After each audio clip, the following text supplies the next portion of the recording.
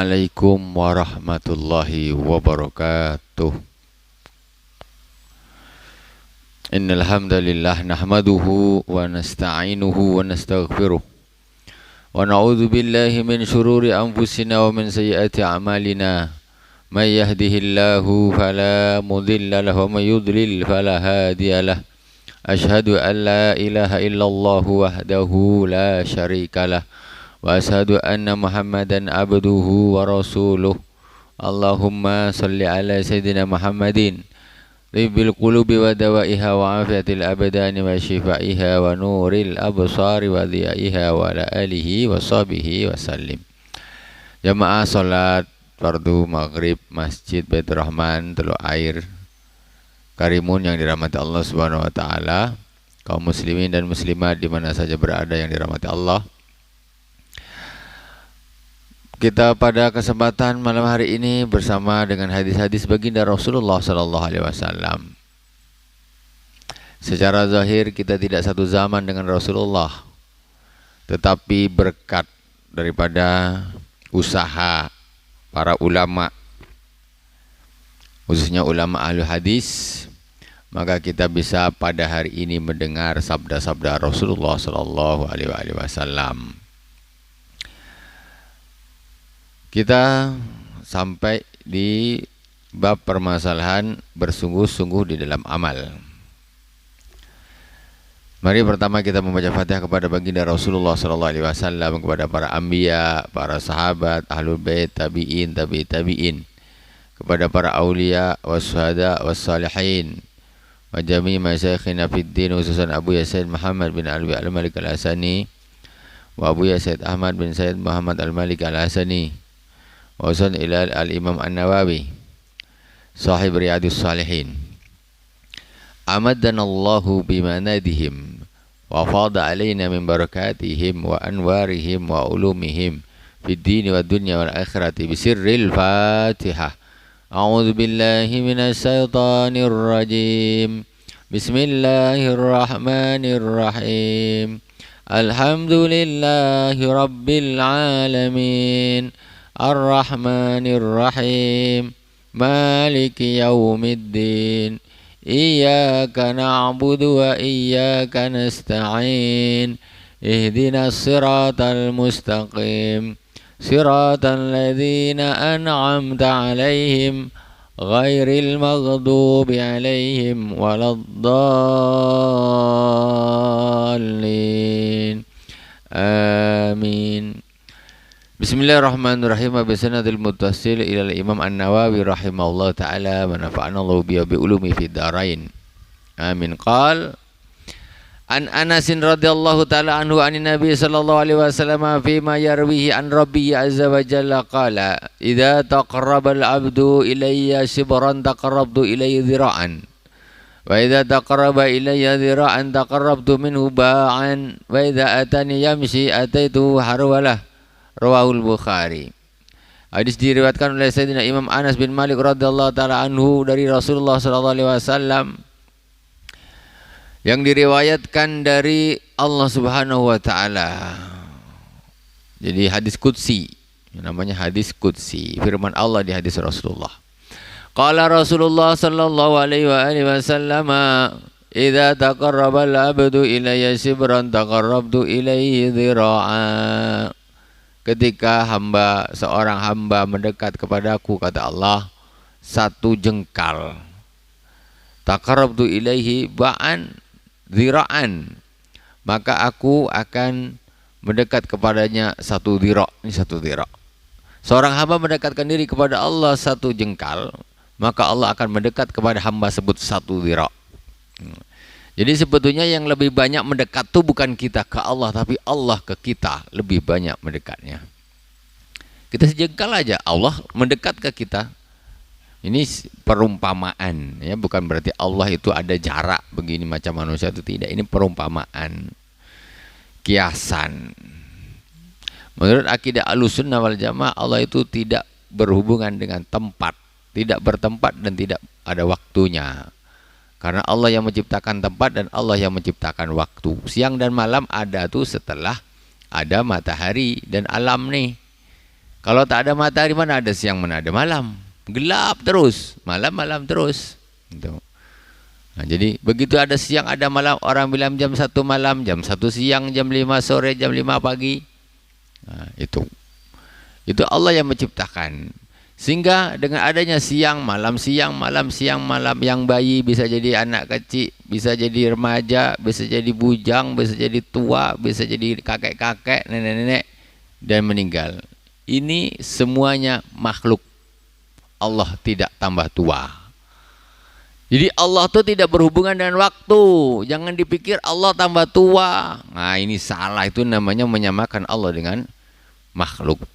Itu membuktikan kalau Allah itu tidak berhubungan dengan waktu. Jihad pun tidak. Jihad ini arah utara, selatan, barat, timur, barat, daya. Arah tuh ada kan setelah adanya bumi. Bikin garis lintang, garis bujur. Bikin lintang utara, lintang selatan, bujur barat, bujur timur. Itu kan setelah ada bumi. Kalau belum ada bumi, mana ada arah? Tak ada arah. Jadi Allah itu tidak punya arah. Karena Allah lah yang menciptakan arah itu. Allah tidak bertempat karena Allah lah yang menciptakan tempat. Kalau dikatakan inilah perbedaan Ahlussunnah wal Jamaah dengan yang tidak Ahlussunnah wal Jamaah atau Mujassimah. Jadi dikatakan Allah itu di atas aras. Dulu waktu aras itu belum dibikin sama Allah, Allah itu di mana tinggalnya? Kan gitu. Kalau Allah berada di atas aras itu semacam kursi, berarti besaran mana Allah sama aras? Kan begitu. Ada seorang raja duduk di singgasananya. Singgasananya raja sama raja besar mana? Kan gitu. Allah duduk di atas aras. Raja duduk di singgasana. Besar mana raja sama singgasananya? Tentu besar singgasananya. Ketika orang mengatakan Allah duduk di atas aras seperti duduk seperti ya kita duduk, itu ada aras Allah duduk, berarti Allah itu kecil. Nah, jadi para ulama awal mutaqaddimin itu mereka ayat Ar-Rahmanu 'alal arsy istawa. Ar-Rahman Allah bersemayam di atas aras atau sumastawa 'alal ars, itu mereka mazhabnya tafwid.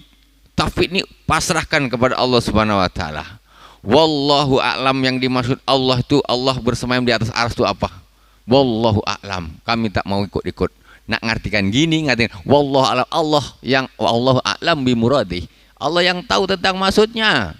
Kami tak tahu. Karena kami nak bilang ini ayatnya bersemayam berarti duduklah di atas aras. Itu kan lafaznya. Sekarang ada ayat Al-Qur'an, wa man kana fi hadzal a'ma wa fil akhirati a'ma wa adallu sabila. Al-Qur'an. Barang siapa yang di dunia ini dia buta, maka di akhirat dia akan dalam keadaan buta dan akan sangat tersesat. Kalau Al-Qur'an itu semua diartikan apa adanya, maka rugilah orang-orang yang buta. Kenapa? Di akhirat dia akan buta dan sesat. Kalau kita artikan Al-Quran ini apa adanya tanpa ada makna kias, tanpa ada istilahnya majas, tanpa pakai majas. Jadi ulama mutaqaddimin awal, ulama salaf, mereka tafwid. Pokoknya yang dimaksud Ar-Rahmanu 'alal arsy istawa, Allahu a'lam bi muradih. Allah lah yang tahu maksudnya itu apa. Kami tak mau ikut-ikut. Biar selamat. Nak bilang gini takut salah, maka dah terserah Allah. Pokoknya maksud Allah apa itulah. Sudah, saya tak mau ikut-ikut. Kemudian ulama mutakhirin mereka mengikuti mazhab namanya takwil. Takwil ini ditakwil tidak dalam arti sesungguhnya. Seperti tadi, barang siapa yang di dunia ini dalam keadaan buta, maka dia di akhirat akan keadaan buta dan sangat tersesat. Itu takwil. Kalau makna artinya apa? Orang buta gak bisa melihat. Itu a'ma namanya. Tanpa takwil berarti artinya siapa yang di dunia ini buta, dia di akhirat buta dan dia akan sesat.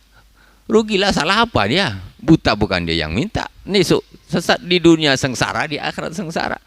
Makanya takwil itu macam mana? Diambil bukan makna sesungguhnya. Jadi yang memangkan nabi hadzi a'ma, barang siapa yang di dunia ini dia buta, maksudnya dia buta, dia tidak iman kepada Allah, tidak iman kepada Al-Quran, tidak iman kepada Rasul, buta dia, hatinya buta, maka di akhirat dia juga akan menjadi orang yang buta hati dan akan sesat. Itu namanya takwil.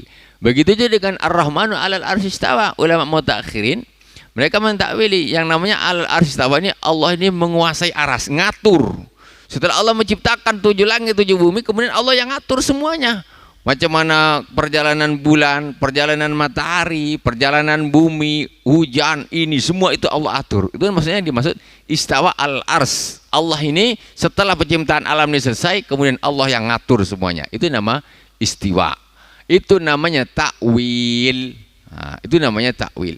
Ada lagi yang satu, bukan takwil, tasbit atau tajsim. Tajsim ini mujassimah. Jadi summa stawa ala arsy, Allah duduk bersemayam di aras. Nah, Allah bikin langit, bikin bumi, kemudian aras Allah bikin, Allah duduk di situ. Besar mana kursi yang diduduki oleh tukang kursi? Besar mana? Kursi tukang mebel bikin kursi pengantin, kursi apa? Dan dia jadi dicoba dia duduk dekat kursinya. Besar mana? Tentu besar kursinya, kan gitu. Nah, ini kan masalah. Jadi mazhab yang boleh diambil itu hanya 2. Yang pertama adalah tafwid. Tafwid ini pokoknya wallahu alam. Itu Allah yang maha tahu maksudnya apa itu. Yang kedua takwil. Takwil ini jangan diartikan makna sesungguhnya, maksud apa adanya, bukan sesungguhnya. Makna apa adanya yang mengakibatkan akan terjadi tajsim. Tajsim yaitu menganggap Allah itu jisim kayak kita ini. Ada kursinya, Allah duduk di sana. Kalau gitu Allah bisa ditemui dengan Apollo. Naik Apollo, NASA, naik Apollo, temui Allah sedang duduk di kursi sana di aras, ketemu. Nah, padahal Allah itu tidak berarah. Nah, itu mazhab Ahlussunnah wal Jamaah. Jangan bilang Allah ada di mana-mana. Enggak ada Ahlussunnah wal Jamaah bilang Allah ada di mana-mana. Tidak ada. Ya. Mazhabnya Ahlussunnah wal Jamaah itu Allah tidak bertempat. Nah, itu. Karena yang tadi menciptakan tempat itu adalah Allah. Ketika tempat belum ada, Allah tinggal di mana? Kita tak usah membahas tentang Allah yang itu Al-Khaliq. Kita sekarang bahas tentang akal, ruh, sudah. Ini kan makhluk nih, akal atau ruh. Akal kita di tempatnya di mana coba? Kalau kita bilang di otak, otak itu dibongkar nampak ada akalnya tidak? Kita bilang ruh, ruh itu tempatnya di mana? Apakah jempol sini, di sini, di sini, di sini, di sini? Nggak tahu kita. Ruh saja kita tak tahu tempatnya di mana. Macam mana kita nak tahu tempatnya Allah itu di mana? Jadi kalau kita bilang ruh kau ini tempatnya di mana? Gini jantung orang operasi jantung diangkat masih hidup orangnya, berarti ruhnya tempatnya di mana? Ruh itu makhluk, itu saja kita tidak tahu persisnya di mana kata tempat ruh. Nah, jadi seolah-olah ruh itu memang tak ada tempatnya. Orang yang punya ruh dan tidak punya ruh itu sama, cuma bedanya ini dah tak berkutik dia, ini berarti ruhnya sudah tidak ada. Tapi kalau dicari nggak ketemu tempatnya di mana itu ruh. Jadi seolah-olah ruh itu tidak tinggal di dalam satu tempat yang bisa diketahui oleh manusia. Nggak tahu, kira-kira saja. Kalau memang ruh itu memang keluar seperti biasa, umpamanya orang nak meninggal, ikat aja jempolnya sini, nanti dia keluar dari sini, jempolnya diikat, jadi nggak bisa mati. Nah, itu umpamanya. Atau dari mana dia terakhir keluarnya, umpamanya dari kaki ujung mana yang dia mati, dari telinganya diikat, biar nggak bisa. Itu baru ruh akal. Kalau akal ini sekarang kita pikir juga, akal nih, otak nih. Kadang-kadang orang ada Al-Quran dihafalkan, hadis dihafalkan, pelajaran masuknya kemana? Tempatnya tuh di mana itu? Kalau lah memori HP itu ada, nah, MMC itu ada. Kalau sekarang kita tuh akal kita nggak ada, tak nampak. Nah, makanya kalau ilmunya orang ateis, orang komunis itu kan tidak percaya ada Allah Subhanahu wa taala karena Allah itu tidak nampak. Nah, kalau ada tentu nampak. Itu paling gampang mematahkan hujahnya, kata bilang. Jadi sekarang akal itu nampak apa tidak? Akal itu nampak apa tidak? Kalaulah semua yang tidak nampak itu pasti tidak ada, seperti pendapatmu, kalau akal itu nampak apa tidak? Akal itu tak nampak, berarti engkau tidak berakal, kan gitu. Jadi akal ini tak nampak, tapi ada dia. Siapa yang tak percaya kalau akal itu ada walaupun tak nampak? Semua kita percaya, semua kita percaya. Tapi entah bentuknya akal itu seperti apa, bulat kah dia, warnanya apakah pink kah, apakah apa kita pun tak tahu. Yang kita punya sendiri kita tak tahu. Itu menunjukkan kita itu orang yang lemah. Lemah sekali kita nih. Yang nempel di diri kita nih aja kita tak tahu. Macam mana kita nak ngurus Allah nih di mana ya? Oh, Allah tuh di langit. Engkau tak usah ngurus Allah di mana. Urus dulu kau pikir roh engkau tuh terletak di mana. Kau dicubit sini sakit, dicubit sini sakit, di sini sakit. Roh engkau tuh di mana letaknya? Nah, kita aja tak tahu. Yang ada nempel di diri kita aja kita tidak tahu. Apalagi kita nak ngurus Allah Subhanahu wa taala itu letaknya di mana? Aina Allah? Di mana Allah? Fis sama. Itu diajarkan untuk anak-anak kecil. Itu bukan akidah Ahlussunnah wal Jamaah. Bukan akidah Ahlussunnah wal Jamaah.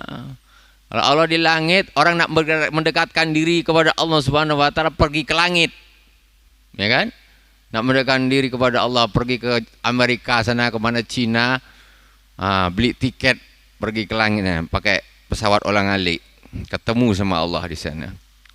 Orang ketika ke langit bukan tambah dekat dengan Allah, karena Allah tidak bertempat.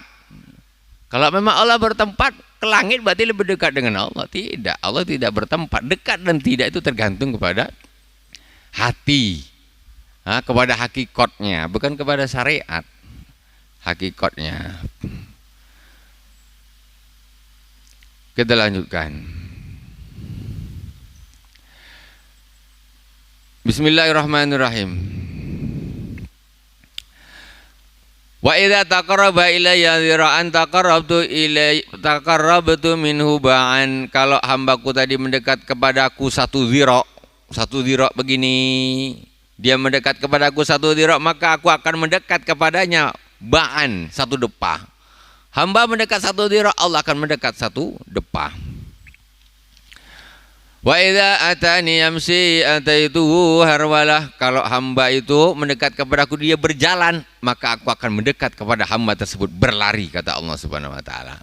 Itu bahasa majas, saya ulangi lagi. Jangan dimakan bulat-bulat. Jadi Allah lari-larilah, kan repot. Kalau Allah lari-lari kecepatannya sekarang berapa 100 meter berapa detik. Wah, kan Allah lari-lari pula. Nah, ini kan bahasa majas. Bahasa majas. Gimana namanya orang mendekatkan diri, masa ada mendekatkan diri satu depa, satu hasta gini, ya tidak ada. Itu bahasa majas namanya.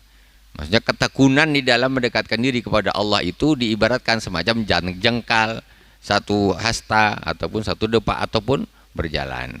Rawahu al-Bukhari. Hadis riwayat Imam Bukhari. An Ibnu Abbas radhiyallahu taala anhu qala qala Rasulullah sallallahu alaihi wasallam ni'matani maghbunun fihima katsirun minan nas as-sihhatu wal faragh.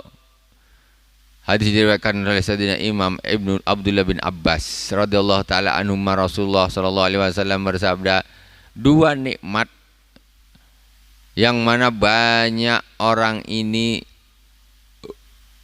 rugi karena menyanyiakan nikmat tersebut, yaitu as-sihhatu wal faragh. As-sihhatu wal faragh, sehat sama waktu lapang.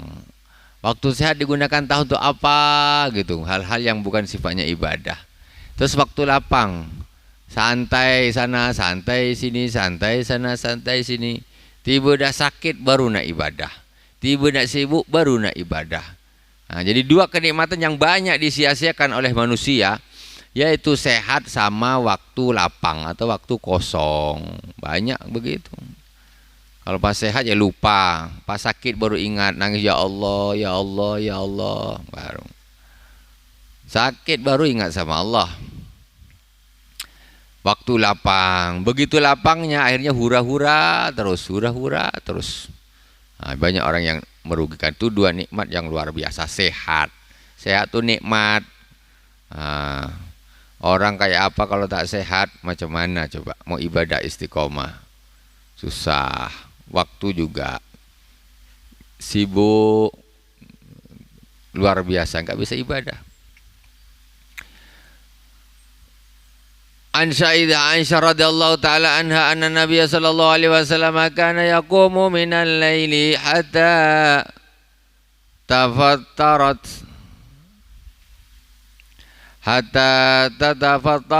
qadamah wa qultu lahu lima tasnau hadha ya Rasulullah wa qad ghafarallahu laka ma taqaddama min dhanbika wa ma ta'akhkhar qala afala uhibbu an akuna abadan syakura muttafaqun alaih.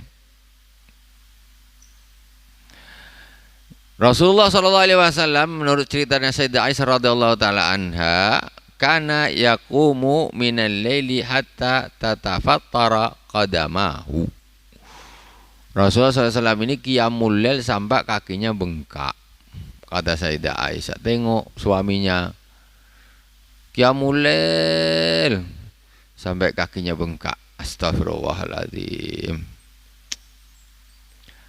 Faqultu ya lahu lima tasnau hadza ya Rasulullah.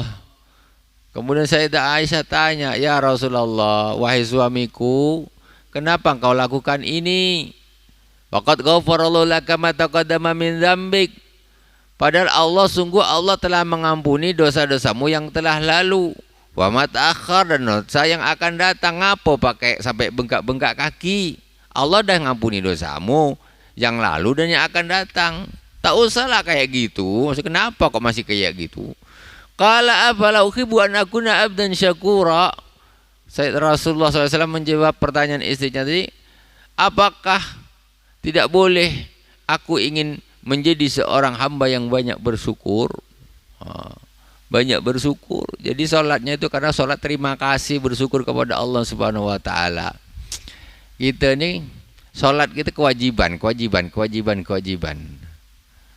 Kalau memang tak wajib mungkin tak sholat lah, ya kan? Nah, tetapi Rasulullah tengok dia sholatnya ini karena syukur. Di antaranya sholat sholat syukur, yaitu di antaranya adalah sholat duha. Sholat duha itu sholat syukur, bukan sholat minta duit, ya. Biar rezekinya lancar, sholat duha rezekinya lancar. Itu namanya sholat minta duit istilahnya, kasarnya begitu. Tapi sebetulnya sholat duha itu adalah mensyukuri yang telah dikaruniakan, bukan mengharap yang belum dikasih. Kenapa? Karena nikmat yang Allah berikan kepada kita tidak tak terbilang. Makanya orang sholat duha untuk supaya semacam ungkapan rasa syukur, terima kasih, puji kepada Allah Subhanahu wa taala atas nikmat yang Allah telah berikan kepada kita. Bukan mengharap yang belum dikasih, yang diberi belum diterima kasih. Begitu seorang bersyukur dengan sholat duha, maka la in syakartum la azidannakum. Kalau kalian bersyukur, maka aku akan tambah. Jadilah orang ketika sholat duha dia banyak bersyukur terhadap nikmat yang sudah lalu, rezekinya jadi lancar karena syukur ditambah sama Allah gitu. Bukan yang belakang nih yang udah dikasih belum disyukuri, minta lagi. Yang kemarin belum terima kasih, minta lagi. Coba kemarin terima kasih. Engkau tak minta pun dikasih. Kan gitu adabnya orang. Cobalah orang sering kita kasih. Tak ada terima kasih, Pak. Bantu lagi lah, Pak. Bantu. Bisa datang bantu lagi lah, Pak. Bantu lagi. Tak ada terima kasih. Coba sekali dikasih dan Pak, terima kasih, Pak. Masya Allah bantuannya. Kami sangat tertolong. Mudah-mudahan Allah lancarkan rezeki Bapak. Oh, masih ada betul lagi. Kasih. Gitu. Besok gitu lagi terima kasih saja. Ditambah. Terima kasih ditambah. Ini tak minta terus terima kasih tak ada. Nah, jadi hakikat sholat duha itu begitu. Kita bersyukur atas nikmat yang telah kita terima dari Allah Subhanahu wa taala, sehingga dengan bersyukur itulah Allah menambahkan kenikmatan itu kepada kita gitu. Rasulullah sholat sampai bengkak-bengkak, kenapa? Karena bersyukur kepada Allah Subhanahu wa taala. Nah, kalau orang tak gitu pun Rasulullah sudah masuk surga, sudah dijamin masuk surga tuh. Nah, tapi Rasulullah bersyukur, terima kasih sama Allah Subhanahu wa taala. Wa an Sayyidah Aisyah radhiyallahu taala anha qalat kana Rasulullah sallallahu alaihi wasallam idza dakhala al-'asru ahya al-laila wa ayqadha ahlahu wa jada wa shada mi'zar Muttafaqun alaih. Sayyidah Aisyah radhiyallahu taala anha bercerita Rasulullah sallallahu alaihi wasallam ketika dah masuk 10 malam terakhir bulan suci Ramadan, Rasulullah maka mendirikan malam tersebut. Kemudian Rasulullah membangunkan keluarganya, wajadda, dan bersungguh-sungguh, wasad dalam izar, dan mengikat sarungnya. Maksudnya untuk ibadah tok sudah. Kalau 10 malam terakhir itu udah ibadah tok, tak perlu buka sarung lagi. Wajadda mizar. Nah, itu difokuskan kepada ibadah. Ini kiasan, ya, kiasannya, majasnya begitu. Wasyadda mizar, mengikat sarungnya. Sarungnya diikat maksudnya untuk fokus kepada ibadah. Itulah Rasulullah sallallahu alaihi wasallam. Sungguh-sungguh luar biasa. An Abi Hurairah radhiyallahu taala anhu qala qala Rasulullah sallallahu alaihi wasallam al-mu'minul qawiyyu khairun wa habu ila Allah minal mu'mini ad-dha'if wa fi kullin khairun ihris ala ma yanfa'uk. Dari Sayyidina Abu Hurairah radhiyallahu taala anhu, Rasulullah sallallahu alaihi wasallam bersabda, seorang mukmin yang kuat itu lebih bagus dan lebih dicintai oleh Allah Subhanahu wa taala daripada seorang mukmin yang lemah.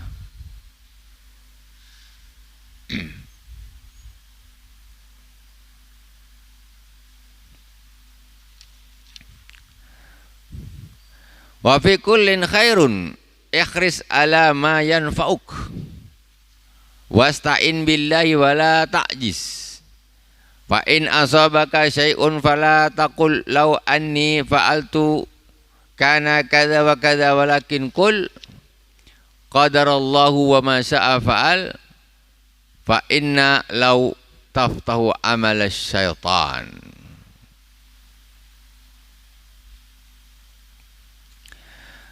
Kata Rasulullah sallallahu alaihi wasallam, wa fi kullin khairun, segala sesuatu itu ada kebaikannya. Ikhris ala ma yanfa'uk, maka bersungguh-sungguhlah, bersemangatlah, cintailah apa-apa yang bermanfaat bagimu. Yang manfaat bagimu lakukan, betul-betul sungguh-sungguh. Wasta'in billahi wala ta'jiz, dan mintalah tolong kepada Allah, jangan kau lemah.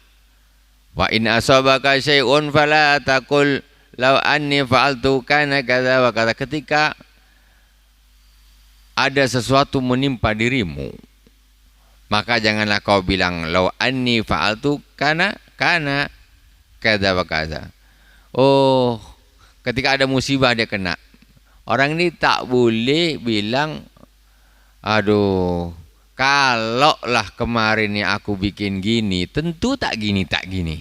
Nah, itulah kemarin kenapa aku tak melakukan ini, makanya jadi begini. Kalau aku lakukan kemarin gini, tentu tak gini, itu jadinya gini. Ada musibah, sehingga membuat dia itu macam mengeluh. Ngeluh, kenapa kemarin lah seandainya aku bikin gini, kan tentunya jadinya gini. Nah, ini tak boleh. Itu pokok musibah tuh udah datang, sudah diterima. Tahu usah pakai lau ini maksudnya apa? Kalau lah kemarin tuh aku gini, kalau lah mesti tak jadi gini. Nah, itu tak bagus. Walakin kul qadarullah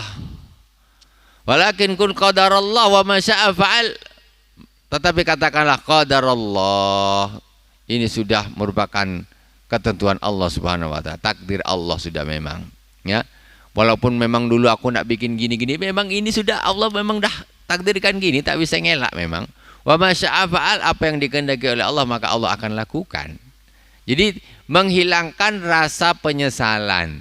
Banyak orang yang menyesal terjadi sesuatu.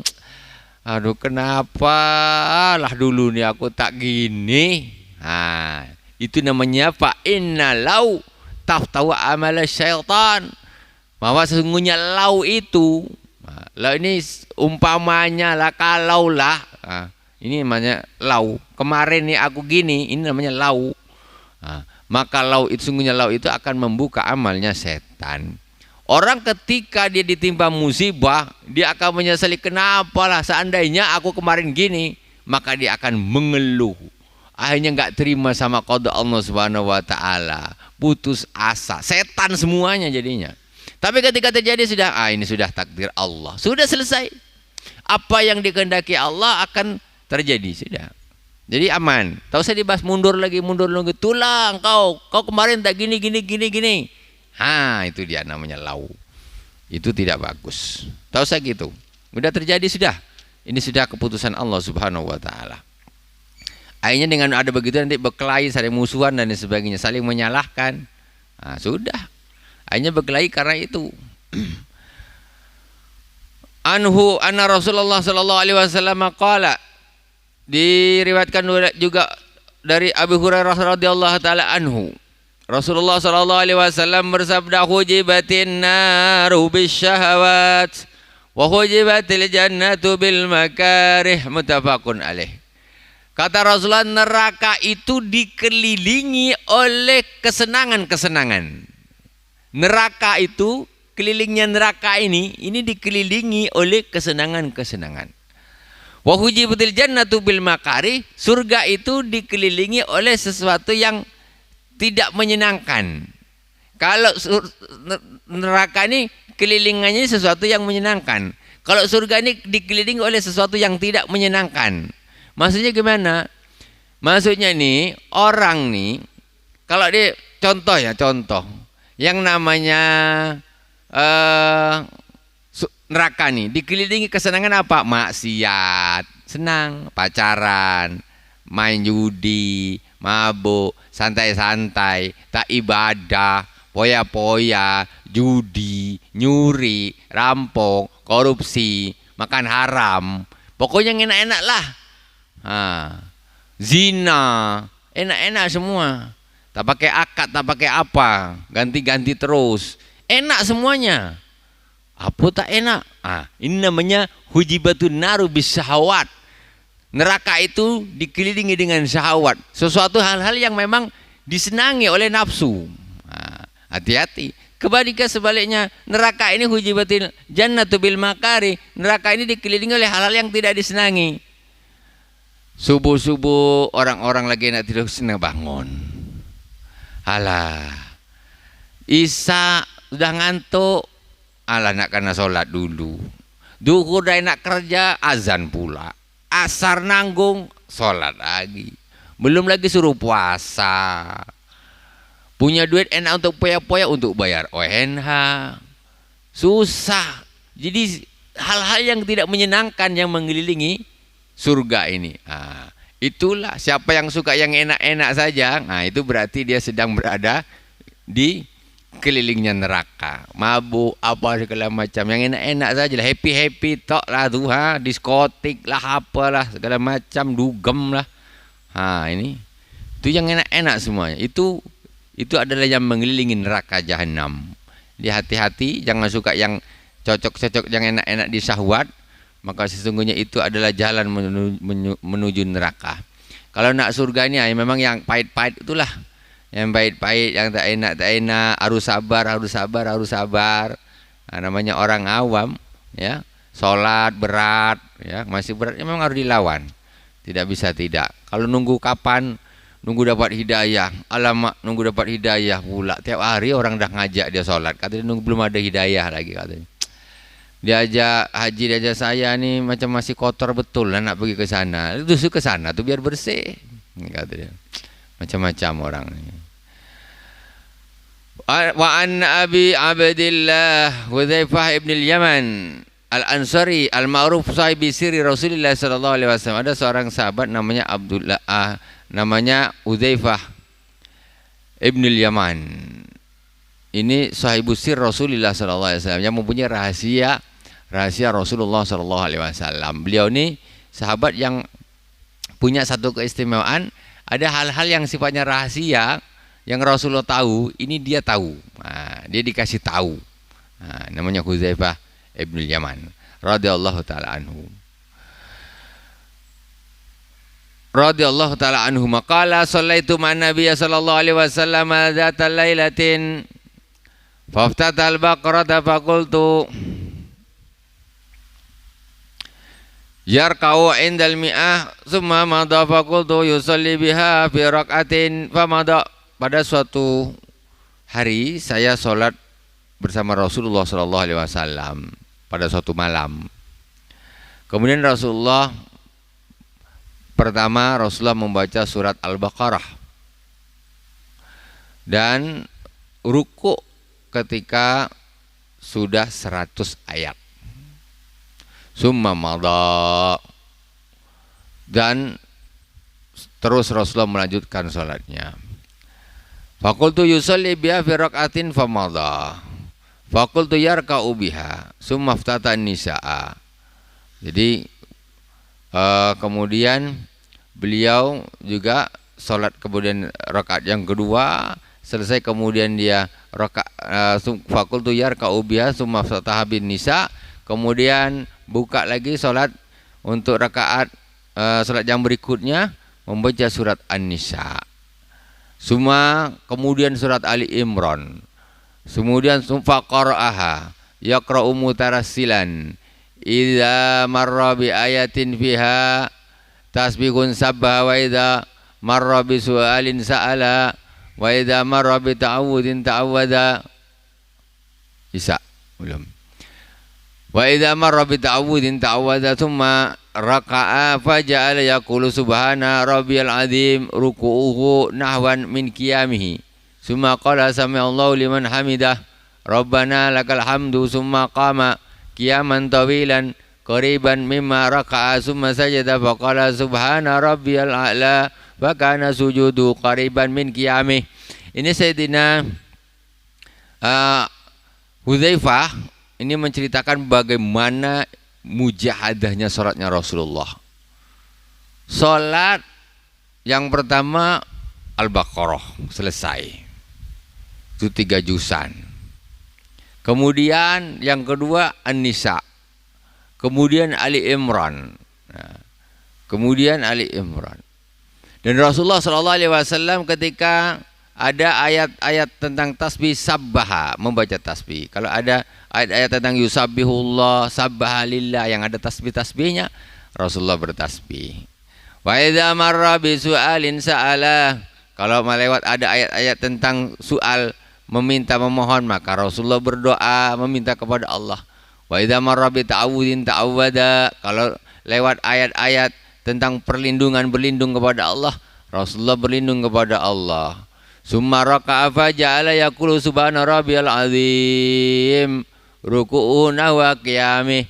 Rasulullah SAW ketika rukuk membaca apa? Subhana rabbiyal azim, subhana rabbiyal azim, subhana rabbiyal azim, subhana rabbiyal azim. Rukuknya sama seperti berdirinya. Berdiri baca Al-Baqarah. Separuh Al-Baqarah berapa? 1,5 juz sekitar. Rukuk gini, selama orang baca Quran 1,5 juz rukuknya. Kira-kira macam mana? Aduh, menggetar kaki semuanya. Salah telungkup ke depan. Kalau imam lah bikin gini, assalamualaikum, 1 orang pun tak ada, dah balik semua. Tak sanggup, mana tahan. Mungkin orang berdiri lebih kuat daripada rukuk. Rukuk ini kena 5 menit aja dah, Bu. Waduh, beratnya. Rasulullah rukuknya sama seperti berdirinya. La haula wala quwata illa billahil azim. Karena di situ ada kenikmatan. Sekali lagi di situ ada kenikmatan. Kalau tak ada nikmat mana tahan? Tak tahan. Ya. Orang tahan berjemur dekat panas terik matahari, kalau di situ ada kenikmatan, entah apa dialah, pokoknya ada sesuatu di situ yang bikin dia tuh nikmat, tahan dia. Coba tak ada urusan di tengah panas tuh, lewat aja lari terbirit-birit, tak tahan. Masya Allah, rukuknya sama seperti berdirinya. Summa qala sami'allahu liman hamidah rabbana lakal hamd. Sami'allahu liman hamidah rabbana lakal hamd. Summa qama qiyaman tawilan qariban mimma raka'a. Iktidalnya sama lamanya seperti ketika sujud. Iktidalnya sami'allahu liman hamidah rabbana lakal hamd. Berdirinya panjangnya, lamanya seperti berdiri tadi, berdiri, rukuknya sama seperti berdiri, kemudian iktidalnya juga sama seperti berdiri. Berapa lama salatnya Rasulullah sallallahu alaihi wasallam. Summa qama qiyaman tawilan qariban mimma raka'a summa sajada faqala subhana rabbiyal a'la fakana sujudu qariban min qiyamih. Ini Sayyidina Hudzaifah pada waktu itu dia sholat bareng Rasulullah, makanya dia tahu, dirasakan dia betul sujudnya lama nih, tak bangun-bangun. Kata Sayyidina Hudzaifah, summa sajada, kemudian Rasulullah setelah dia iktidal dia sujud. Membaca apa sujudnya? Subhana rabbiyal a'la, subhana rabbiyal a'la, subhana rabbiyal a'la, subhana rabbiyal a'la. Fakana sujuduhu qariban min qiyamih. Sujudnya Rasulullah SAW itu beda tipis aja dengan lamanya ketika berdiri sujud. Kalau kita sujud lama gitu, kiri kan ngorok apa tidak? Wah. Tahu-tahu basah pula sajadah masjid. Kau betul sikit. Rasulullah, namanya orang tak khusuk, ngantuk lah, dia tidur lah, dia ngorok. Lebih parah lagi berair. Nah ini masalah. Masya Allah. Macam mana? Itulah salatnya baginda Rasulullah sallallahu alaihi wasallam. Kita salatnya tak ada apa-apanya. Tak ada apa-apanya sama sekali. Tak usah kita bahas salatnya Rasulullah, sahabat, tabi'in, para aulia aja. Kita salatnya tidak ada apa-apanya. Jadi tidak ada yang bisa kita banggakan, sama sekali tidak ada. Salat kita itu tidak ada apa-apanya. Sebenarnya Allah Subhanahu wa taala tidak melimpahkan rahmatnya kepada kita. Kita entah jadi apa, tak tahu di akhirat. Kita hanya mohon kepada Allah Subhanahu wa taala agar selalu diberi nikmat oleh Allah, rahmatnya, belas kasihnya, dijadikan orang-orang yang istiqomah, iman, Islam dan istiqomah, sehat zahir dan batin, ya, dan kemudian diberi husnul khatimah setelah umur yang panjang, berkah, bermanfaat. Subhanakallahumma wa bihamdika asyhadu an la ilaha illa anta astaghfiruka wa atubu ilaik. Wa sallallahu ala sayyidina Muhammadin wa ala alihi wa sahbihi wa baraka wa sallam. Walhamdulillahi rabbil alamin. Wassalamu alaikum warahmatullahi wabarakatuh.